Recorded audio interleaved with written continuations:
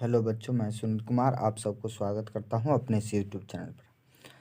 2 अंक स्तरीय जो प्रश्न होता है ये बिहार बोर्ड में हिंदी में लिखना रहता है। संस्कृत के एग्जाम में 2 अंक स्तरीय जो होता है काफ़ी महत्वपूर्ण रहता है। 16 प्रश्न रहता है जिसमें से आपको 8 प्रश्न का उत्तर देना अनिवार्य रहता है। मात्र 20 शब्द में आंसर देना रहता है। उसका ये 3 प्रश्न जो कि काफ़ी महत्वपूर्ण है वो आपके समक्ष रहता है। देखिए, पहला प्रश्न है संसार से अशांति कैसे नष्ट हो सकती है। संसार से अशांति कैसे नष्ट हो सकती है, या संसार में शांति व्यवस्था कैसे लाई जा सकती है, या संसार में शांति व्यवस्था कैसे स्थापित की जा सकती है। सारे प्रश्न एक ही है। ये तीनों प्रश्न पूछे तीनों प्रश्न का आंसर यही हो जाएगा। केवल अंतिम में जो प्रश्न पूछे उसके अनुसार उत्तर हो जाएगा। चलिए देखते हैं क्या है। संसार में अशांति के मूल कारण है। संसार में जो है अशांति के मूल कारण द्वेष और असहिष्णुता है।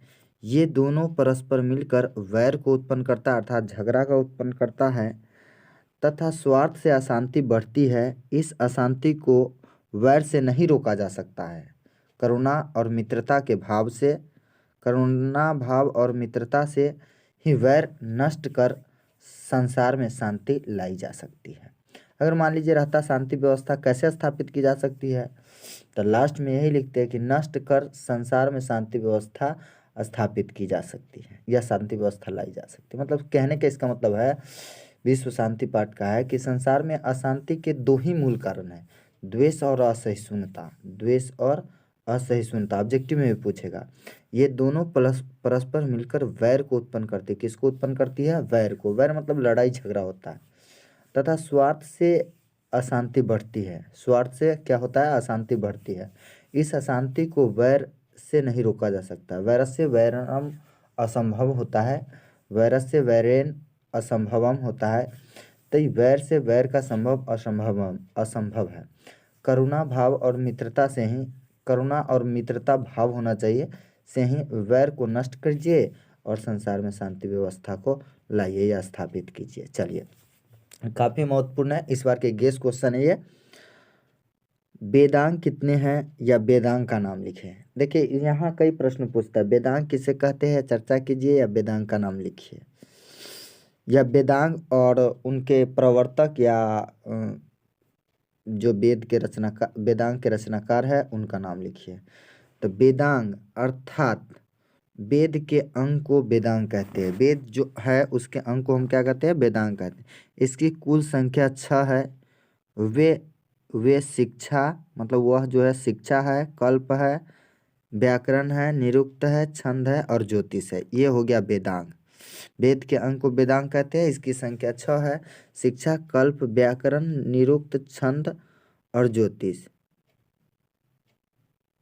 चलिए, संस्कार कितने हैं और कौन कौन? संस्कार 16 प्रकार के हैं। मतलब कितने प्रकार के हैं प्रश्न रहेगा। इन 16 संस्कारों को मुख्य 5 भागों में विभक्त किया गया है, जो इस प्रकार है। देखिए क्या है। जन्म से पूर्व 3 संस्कार, शैशव अवस्था में 6 संस्कार, शिक्षा में 5 संस्कार, गृहस्थ संस्कार विवाह के रूप में 1 तथा मृत्यु पश्चात अंत्येष्टि संस्कार। ये 5 संस्कार है। 5 भागों में विभक्त किया गया है। इस प्रकार से 16 संस्कार है। आपसे पूछेगा जन्म से पूर्व कितने संस्कार है और कौन कौन। जन्म से पूर्व 3 संस्कार है, गर्भाधानम, पुंसवनम और सीमंतोन्नयनम। इस प्रकार से सभी संस्कार के देख लीजिएगा। इस संस्कार के अलग अलग प्रकार, जैसे शिक्षा है, शैशव है, इस सब के अलग अलग प्रकार देखिए। इसमें से भी 1 नंबर पूछेगा इसके अंतर्गत।